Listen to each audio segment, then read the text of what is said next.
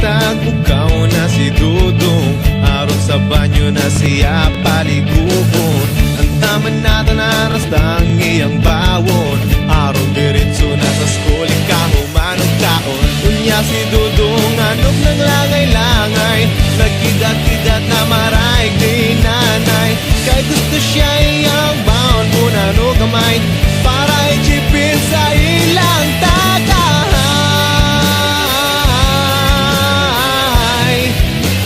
Wakay makuhaan na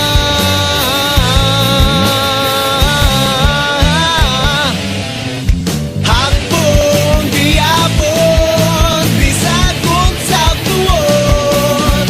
Kay di magkut magawa sa exam ang iyang gisagon. Hapon, gihapon, bisag kung sa tuon.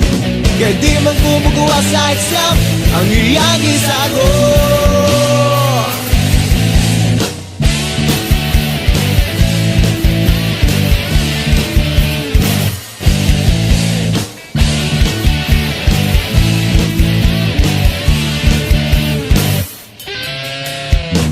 Opay pagkuto, mistiso na si Dudong, abi ni mong sa init, apan sa inom. Maglingo-lingo ko imong pangutanon, kung nagklase ba sa math o religion. Kunya si nanay dakong kahibulong, nganong pira ang pasal ni Dudong. Maglingo-lingo ko imong pangutanon, kaya giyati madi ay kahit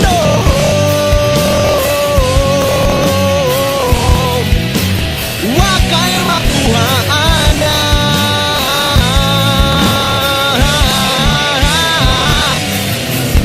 Hapon, gihapon, bisag kung sa tuon.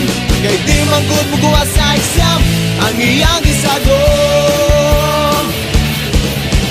Hapon, gihapon, bisag kung sa tuon. Kay di man gud magawa sa exam ang iyang gisagon. Hapon, gihapon, bisag kung sa tuon. Kay di man gud magawa sa exam ang iyang gisagon. Hapon, gihapon, bisag kung sa tuon. Kay di man gud magawa sa exam ang iyang gisagon. Kay di man gud magawa sa exam, kay di man gud magawa sa exam, kay di man gud magawa sa exam ang iyang gisagon.